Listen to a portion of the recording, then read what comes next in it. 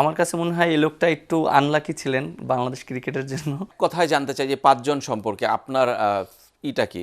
আমি মাশরাফি বিন মুর্তজা, তামিম ইকবাল, মুশফিকুর রহিম, মাহমুদুল্লাহ রিয়াদ, সবার কথাটাই জানতে চাই। আপনি একটু একজন সাকিব আল হাসান, আপনি যদি বলেন যে মাশরাফিকে আপনি কেমন ব্যাখ্যা দিবেন, মানে মাশরাফি কেমন প্লেয়ার? পাঁচজন সম্পর্কেই আমি মাশরাফি ভাই সবসময় প্লেয়ারদেরকে সাপোর্ট করতেন, মানে এক হয়ে সবাইকে এক করে রাখতেন এবং একটা সুন্দর একটা বন্ডিং তৈরি করতেন টিমের ভিতরে।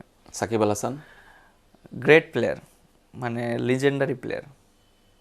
আচ্ছা, মুশফিকুর রহিম? মুশফিক ভাই ডেডিকেটেড প্লেয়ার, এরকম বাংলাদেশে মনে হয় না ওনার মতন ডেডিকেটেড প্লেয়ার বাংলাদেশে কখনো আসবে। তামিম ইকবাল? তামিম ভাই আমার কাছে মনে হয় যে ওনার যে যতটা অ্যাবিলিটি ছিল উনি আরও বেশি করতে পারতেন, বাংলাদেশের হয়ে আরও অনেক বেশি অর্জন করতে পারতেন। আমার কাছে মনে হয় ওনার ওই ক্যাপেবল ছিল বাংলাদেশের হয়ে 10,000 রান করার। মাহমুদুল্লাহ রিয়াদ? আমার কাছে মনে হয় এই লোকটা একটু আনলাকি ছিলেন বাংলাদেশ ক্রিকেটের জন্য, কারণ তিনি অনেক স্যাক্রিফাইস করেছেন বাংলাদেশ ক্রিকেটের জন্য এবং আমার কাছে মনে হয় ওনার মতন স্যাক্রিফাইস বাংলাদেশ ক্রিকেটে কেউ করেনি, কারণ বিভিন্ন পজিশনে খেলেছে টিমের প্রয়োজনে, প্রত্যেকটা জায়গা উনি ছেড়েছে, স্যাক্রিফাইস করেছে, এটা আমি দেখেছি। কারো পাশে থাকা ভালো করতে পারে মন। প্রিমিয়াম হেজেলনাট ফ্লেভারে পোলার কার্নিভাল হেজেলনাট আইসক্রিম। পোলার, মন ভালো থাক। ওটা তো আউট। আমার ইন্টেনশন তো প্রথম থেকেই ঠিক ছিল, যদি আমি নিচে হতে পারতাম ধরে মেরে দিতাম। যে মোমেন্টামে আমাদের একটা উইকেট দরকার ছিল। এই পাকিস্তান সিরিজে সালমান আগার রান আউট, এটা নিয়ে আপনাকে অনেক ধরনের কথা শুনতে হচ্ছে। কেউ বলছে ক্রিকেটের স্পিরিটের পক্ষে বিপক্ষে। আপনি যখন ঘটনাটা ঘটেছে, আমি এখনও বিশ্বাস করি যে এটা খুব তড়িৎ গতিতে ঘটেছে, তখন আসলে এটা আপনি ফিল করতে পারেননি, কিন্তু আউট হয়ে যাওয়ার পরে কি তাকে ফিরিয়ে আনতে পারতেন কিনা এই প্রশ্নটাও সামনে রয়েছে। আপনার ওই সময় মনস্তত্ত্বে আসলে কি কাজ করেছে এবং টিমমেটরা আসলে কি বলেছিল ওই সময়? ওটা তো আউট।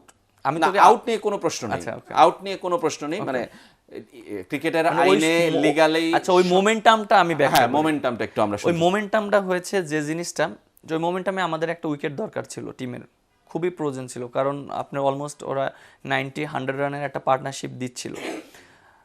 আমার কাছে মনে হয়েছে ও যখন আপনার মনে করেন কি যখন শটটা খেলেছে, তখন আমি কিন্তু বলটা ধরার জন্য সামনে গিয়েছি, তখন কিন্তু ও প্রপিন ক্রিজের বাইরে ছিল।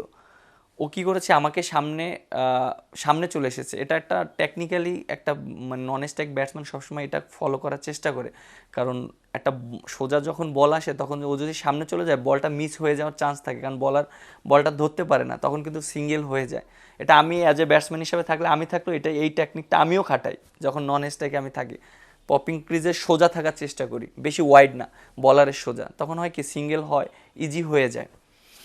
তো যখন ও শটটা খেললো তখন আমার মাথায় তো ওইভাবেই আছে যে ও সামনে চলে আসে, তখন কিন্তু আমি কিন্তু পা দিয়ে বলটা ঠেকিয়েছি, দেখবেন টিভিতে, এবং আমি কিন্তু বলটা কিন্তু আমার পায়ে লেগেছে। আমি কিন্তু ওকে মানে বেসিক্যালি রান আউট করার জন্যই কিন্তু সামনে গিয়েছি, কারণ আমি দেখেছি ও বাইরে ছিল, ও ক্রিজ থেকে বাইরে ছিল, ভিতরে আসেনি।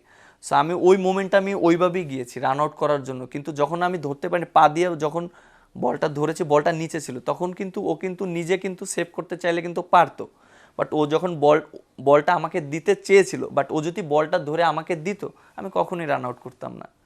আচ্ছা, আর আপিলও করতাম না, কিছুই করতাম না। বলটা যখন ধরে আমাকে দিত, বাট ও তো বল ধরতেই পারেনি, ও তো জাস্ট নিচে হয়ে, ও তো তখন নিচু হয়েছে, তখন তো আমি তো বলটা ধরে তখন আমি রান আউটের চিন্তা করেছি, কিন্তু আমার মাইন্ড কিন্তু প্রথম থেকেই ছিল রান আউট করার উদ্দেশ্য ছিল। মানে এমন না যে ওই মোমেন্টে আমি রান আউটটা করেছি, এরকম না, ফার্স্ট থেকেই ছিল। যখনই শটটা খেলেছে, যখনই আমি দেখি যে পপিন ক্রিজের বাইরে চলে গিয়েছে, তখনই কিন্তু আমি বলটা আটকানোর চেষ্টা করছি এরকম ধরে, বা আমি নিচু হতে পারিনি কারণ ও তো সামনে আমার, যদি আমি নিচু হতে পারতাম ধরে মেরে দিতাম। আচ্ছা, তার মানে আপনি ও রান নেওয়ার জন্যই এগিয়ে গিয়েছিল, আপনিও রান আউট করার জন্যই চেষ্টা করেছিলেন, সেখানে আপনি সফল। মানে এখানে স্পিরিট কিংবা লাস্ট মোমেন্টে কিন্তু ও চিন্তা করেছে যে যেহেতু বলটা মানে ও পারেনি, তখন ও ওই মোমেন্টামটা করেছে।